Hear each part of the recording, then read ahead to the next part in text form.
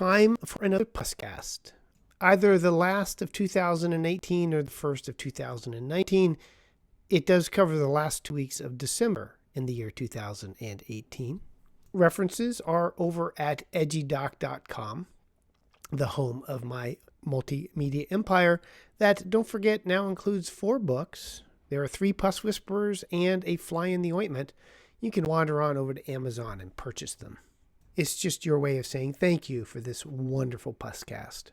Otherwise, let's get on to all things great and small in the world of infectious disease and the literature, shall we?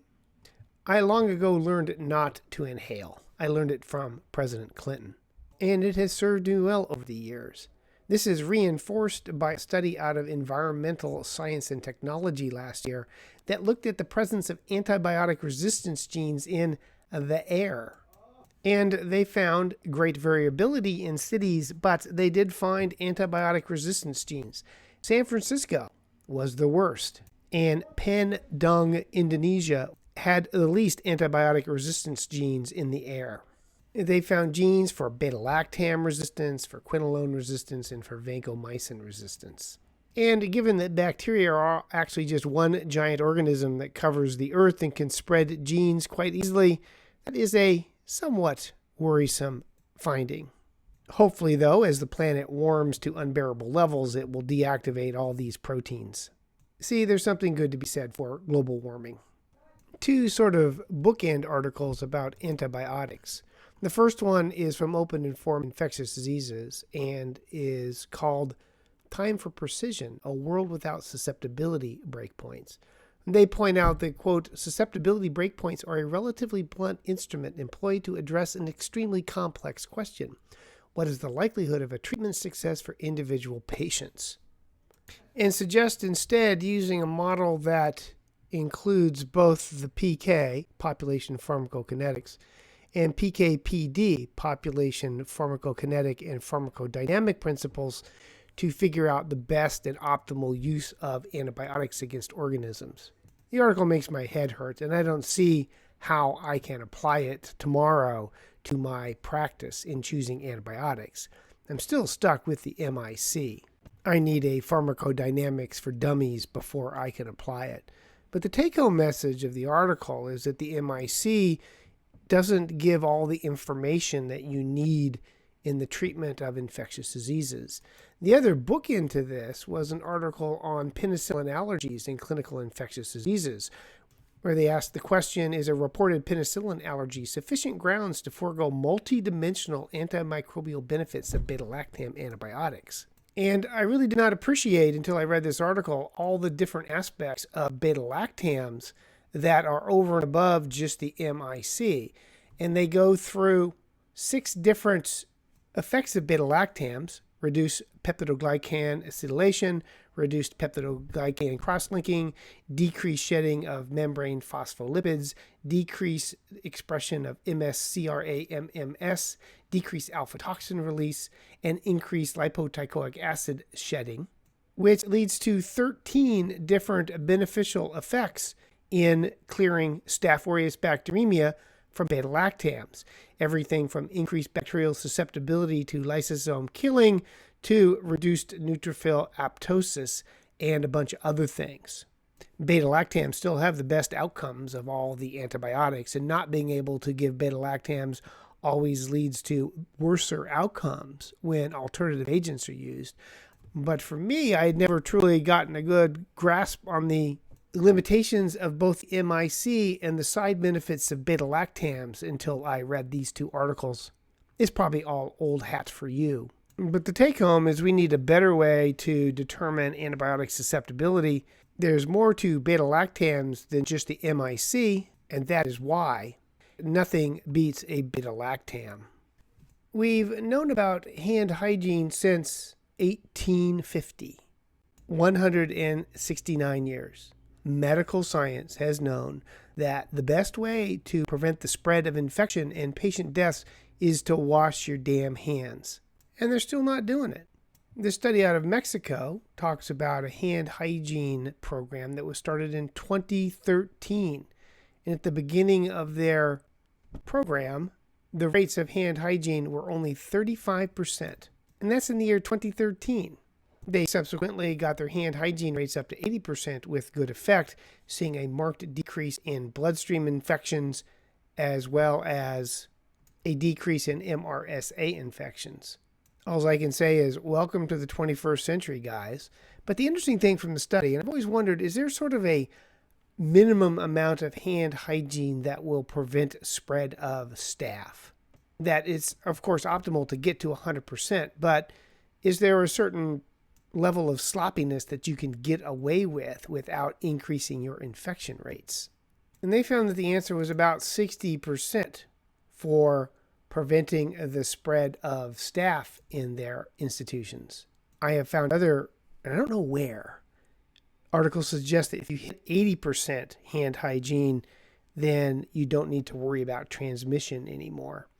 So as long as you get to 80% at least, it's probably good enough, although that should be our little secret. It still boggles my mind that in the 21st century, hospitals will tolerate a less than stellar hand hygiene rate.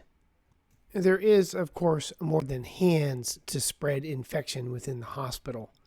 There is a description of a cluster of infections in a hospital due to Sphingomonas coriensis, assuming I pronounced that right, that they trace to the hospital water supply and faucets. Over the years, I've had a couple of outbreaks in my ICUs that I think were related to faucet water and the aerators, etc. And I had one patient once who I knew was shooting up in the hospital. He'd get these fevers, and he denied it, but when he had the fever one time, the blood grew Sphingomonas out, and I thought, got it. And I cultured the water in his bathroom, and it wasn't there. It turned out he was bringing in his home water to shoot up with, so I couldn't use that as my proof he was shooting up in the hospital. So I was right in that it was coming from the water. I just had the wrong water. But for that organism and Stenotrophomonas and Pseudomonas, if you start to see several cases, look to the water in your hospital. I usually focus on human disease, but occasionally these veterinarian diseases show up that are interesting. The Florida panther, not the football team, but the animal, had an outbreak of feline leukemia virus through the 2000s that killed several animals. They actually went out and vaccinated the panthers to get the disease under control, but they found that these outbreaks were due to strains that were circulating in domestic cats. So it was the domestic cats that was passing on the leukemia virus to the panthers and then killing the panthers. This occurs because the panthers are eating the cats.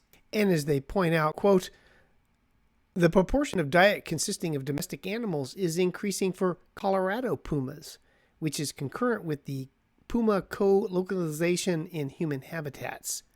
And, of course, a worry for the pumas of Colorado should viruses jump from domestic animals into them. But the real take-home is don't eat raw cat. It's always best well done. And I like the 40 clove of garlic recipe. But it is interesting how diseases in our domestic animals can jump into and wreak havoc on wild populations. And another study with impact on the Navy. This looked at how long you can isolate Zika virus in semen and serum, and they found that you can isolate Zika up to 38 days after initial infection. Remembering that the CDC recommends abstinence or condom use for up to 6 months after you have survived a case of Zika to prevent inadvertent sexual transmission of the virus. And as they point out in the article, quote, individuals infected with Zika virus will continue to have sex through the course of infection, unaware of their Zika transmission potential. Mathematical modeling estimates suggest that 3% of Zika infections occurred through sexual transmission. I am reminded of an old Lenny Bruce routine. Regular listeners to this Puscast are aware of my biases. Most of the medical literature is crap. Statistical significance should be at least 0.005, if not 0.001, to be meaningful. And barely significant effects are always blown way out of proportion in clinical trials. And this leads to other clinical trials, which I personally think are probably ludicrous. Every once in a while, CID publishes what they call a major article. This one is called Effects of Immunonutrition in Advanced Human Immunodeficiency Virus, a randomized placebo-controlled clinical trial that demonstrated that this immunomodulatory hodgepodge of products did diddly for AIDS patients. Quote, in HIV-infected patients initiating ART at advanced disease, a clear immunological benefits of ART were not enhanced by this nutritional intervention targeting the gut-associated lymphoid tissue and microbiota. Not that you'd expect it to do any good. And if you're bored, and I wasn't, go look at the original contents of the immunomodulatory product they gave the patients. It consisted of lipids, carbohydrates, proteins, specifically L-glutamine and L-arginine, maltodextrose, and Saccharomyces vitamin D, a hodgepodge of witch's brew that they thought would be immunobeneficial. And then go look up the studies for which they included these products. And they're all very marginal studies with P's of about 0.05 or worse. The rationale seems thin gruel indeed to me. But it didn't stop them from packaging them all up into one mega tablet and wasting time and money on a study to show it didn't do anything more than ART. What a surprise. Just remember that boosting the immune system is a ludicrous concept. It can't be done. And if you're interested in more details, go read my Science-Based Medicine article on boosting the immune system. But why this gets called a major article is beyond me. Herpes is a change-in. It used to be that HSV-1 accounted for most oral disease and HSV-2 accounted for most genital disease. But not in Melbourne, Australia, where HSV-1 is now the predominant anogenital cause of herpes in about 60%. And so in women, young, and men who have sex with men, HSV-1 predominates for anogenital herpes, which I suppose is a good thing because HSV-1, if I remember correctly, is slightly more susceptible to acyclovir than HSV-2. Although, how it gets there, I don't know. Flu season seems to be starting and the CDC is worried it's going to be a bad season. It won't be as bad, I hope, as 1918, of which there's a nice review in the History of Medicine in the New England Journal of Medicine. Remember that outbreak killed 675 Americans. And if a similar percentage died today, that would be 2.15 million people, which is remarkable. What I did not realize, and you probably knew, was, quote, the 1918 progenitor is very similar to contemporary circulating wild waterfowl influenza A viruses. I did not know that the 1918 pandemic was a bird-related flu. I somehow thought it was a swine-related flu. And they go on to point out that 4 of the other 15 extant waterfowl HAs, H6, H7, H10, and H15, are, like the 1918 H1, highly pathogenic in mammals. Yay! But read the whole thing. It's a nice short review of that remarkably fatal influenza pandemic. But remember how I noted one of the circulating influenza A viruses is an H7. Quite the segue, huh? And there is a major article. They really have to stop that title. In Journal of Infectious Diseases that looks at antigenic drift of influenza A, specifically H7N9, a bird flu.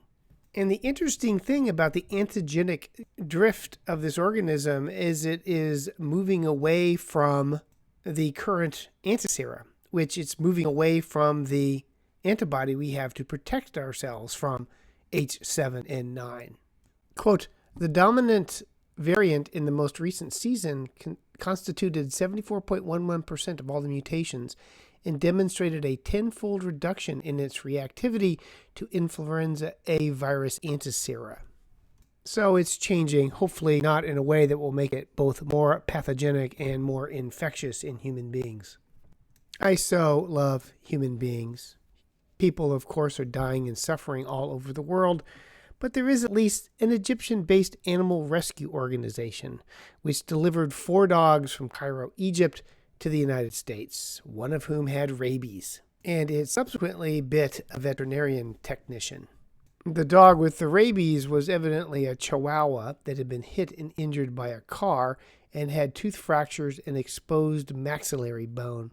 It was then shipped over the United States and adopted by an American. Just think if that money had been spent on, I don't know, measles vaccination in Africa or something that would benefit a human being. But just what we need, imported rabies in injured dogs from third world countries. Yay! 2 odd viruses. A child in Uganda had encephalitis, and using viral metagenomics came up with a brand new orthobunya virus. And they named the virus after the child's town, complete without a pronunciation guide, NTWETWE.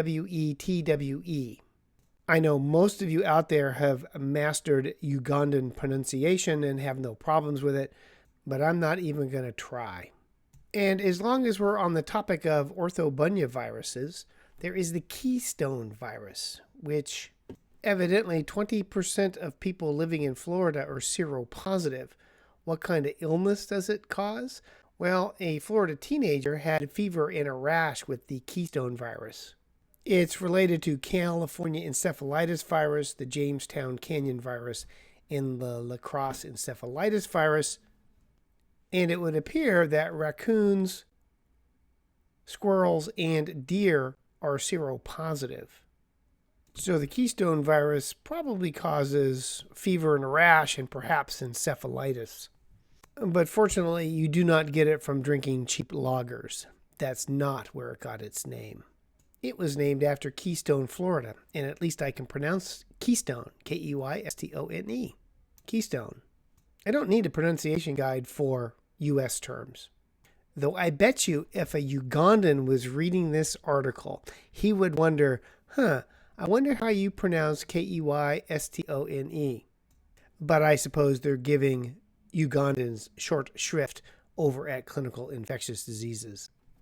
It is amazing how infectious norovirus is. There was that report about a kid vomiting in a restroom where sack lunches were being stored before, I don't remember, was it a cheerleader contest or some athletic event? Anyway, the noro drifted onto the sandwiches and everybody came down with norovirus. In this case, someone puked at a restaurant at Thanksgiving time. And subsequently, 36 people probably came down with norovirus, being spread by both the waiter who cleaned up the puke, who then served food, such as the pecan pie, as well as the aerosolization of the vomitus drifting through the Thanksgiving dining room. In the hospital, when someone has the pukes from norovirus, we wear gowns and gloves, but the waiter, he just given a can of noro spray, cleans it up, and hopefully washes his hands well.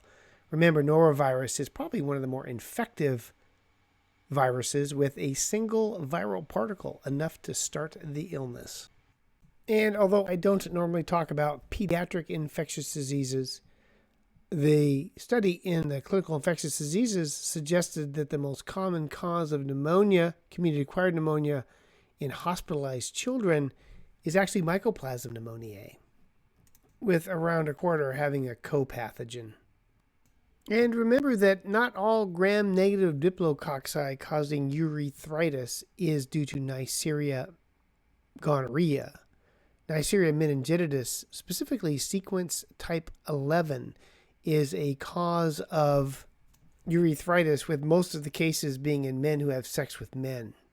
And English is a strange language. The abstract says Neisseria meningitidis, sequence type 11, isolate causing urethritis in a monogamous couple of men who have sex with men.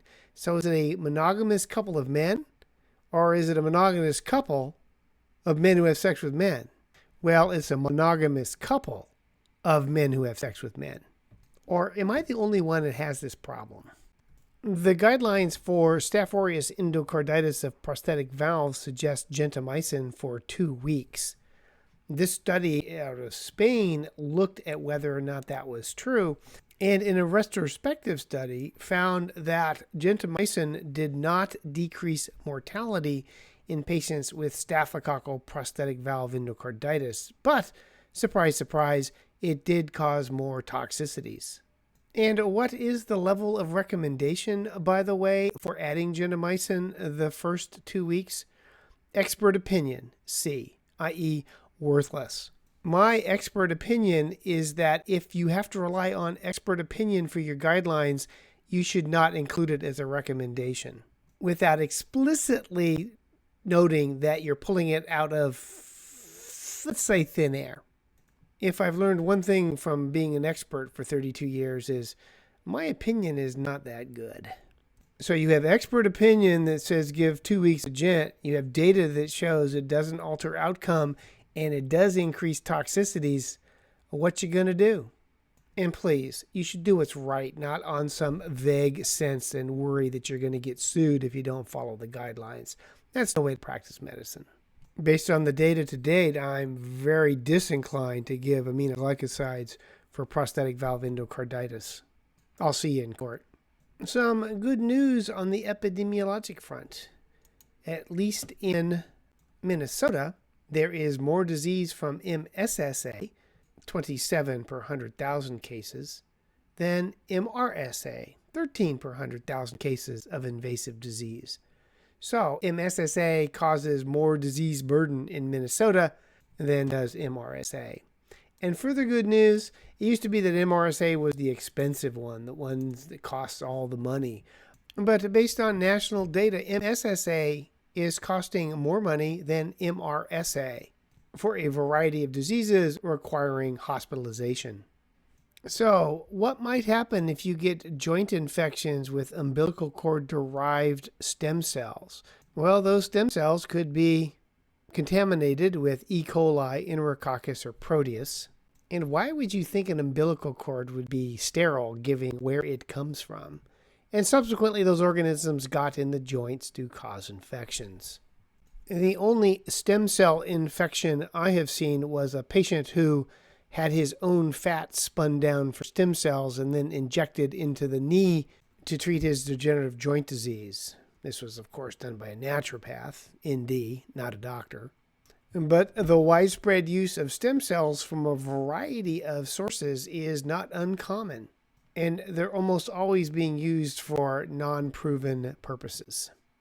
Quote, this investigation highlights the serious potential risk to patients of stem cell therapies administered for unapproved or unproven uses other than hemopoietic or immunologic reconstitution. I think, though, I may offer gluten-free stem cells for the treatment of infections. Kill two birds with one stone. But it is important to keep an eye out for weird sources of infections, and patients don't always volunteer it unless asked. So do I have any Australians listening? Perhaps. Or I suppose those who take care of patients that work at zoos. So this was a report of 3 cases of people who got done bit by a koala bear. And the koala has a unique organism in its mouth. It's related to the Pastorella, and it's called Lone Pinella koalarum.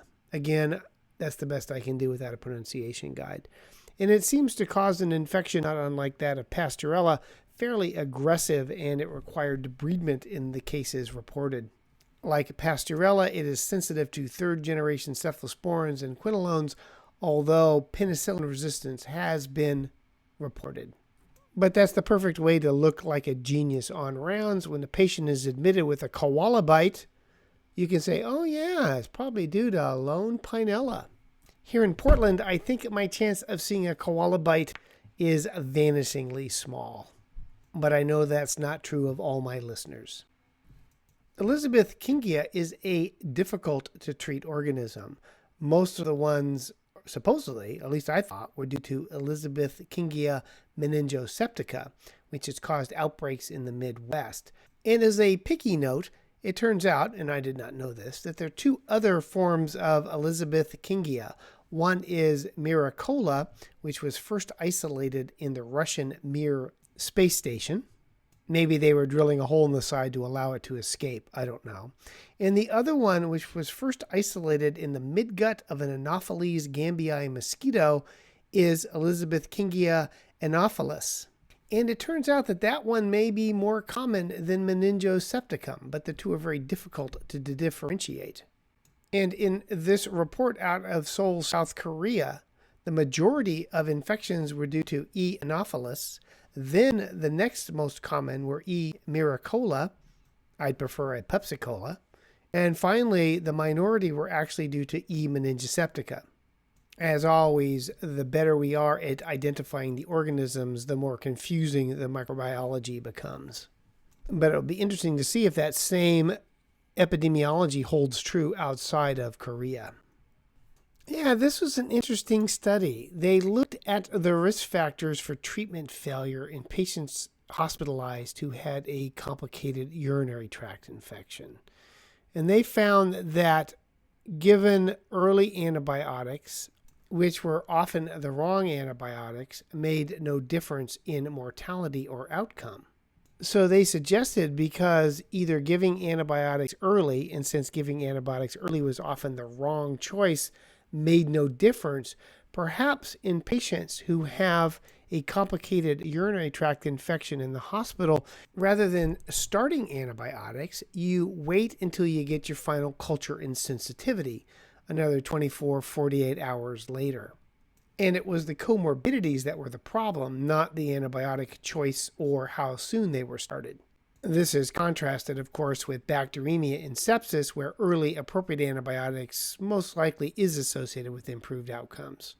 I don't know. It's interesting, but I'm not certain I could act on that. And I know our hospitalists, if they had a patient with a fever and pyuria and a positive urine culture, would be unable to not treat the patient with empiric antibiotics. And I can't say I couldn't blame them if they did. And the problem is the fear, uncertainty, and doubt, because you don't really know which patient may tank later. And this always gets down to the problem in the medical literature of applying group data to an individual with a problem. The group data suggests it wouldn't add benefit, but if the patient has a fever, leukocytosis, and a positive urine, and then is bacteremic 8 hours later, you're not going to feel too good about withholding antibiotics. So it's one of those studies I'm not certain how to apply. And the study out of Cambodia, where they decided to look for the sources of extended spectrum beta-lactamase producing E. coli in meat and fish, and found that the biggest risk was eating sun-dried poultry. I mean, ew. I remember once years ago, I was served rare pigeon in a Paris restaurant. I couldn't eat rare poultry, but sun-dried poultry would be the same thing. Chicken jerky cannot be anything but an excellent vector for all sorts of things, including, evidently, extended spectrum producing E. coli. Not particularly applicable to my current world, but Southeast Asia is a popular destination, and if I ever get to go there, and I hope I do, I'm staying away from the sun-dried chickens. You probably are aware, but I'll tell you again anyway, that southwestern Washington, some of you would call it Washington State, I live in Oregon, I live south of Washington, has coccidioidomycosis. There have been 13 cases of human disease acquired in Washington. You can now add to this 5 cases of coccidioidomycosis in animals, one of which looked like it came to Oregon after it acquired this disease. One thing I've not read is whether or not this is a new infestation in the environment, or whether cocci's always been there, and since it's a growing part of both states, we're seeing more cases. It will be interesting to know, for at least for me, whether or not this has always been in Western Washington, or is this yet another example of changing epidemiology of infections thanks to global warming. There was a series in Clinical Infectious Diseases, I believe, of Chagas disease outbreak spread by drinking fruit juices. Here's another example of 10 patients drinking acai berry juice and coming down with Trypanosoma cruzi, i.e. Chagas disease. So I guess when they make the juice, they also puree the vector and then you drink it. Or maybe it's just sitting on the berry in bug poop. But if you're traveling to Brazil or the Amazon anytime soon, beware of your fruit juices. I think that's it. That ends this Puscast, the last of 2018 or perhaps the first of 2019. A review of the infectious disease literature. References are available online at edgydoc.com, as well as links to my multimedia empire of books, apps, blogs, and podcasts. Because you know my motto, the world needs more Mark Crislip. And with that in mind, I thank you for this most interesting consultation and allowing me to participate in the care of this most difficult and challenging case. I shall continue to follow along with you. Thank you. In dictation, Happy New Year.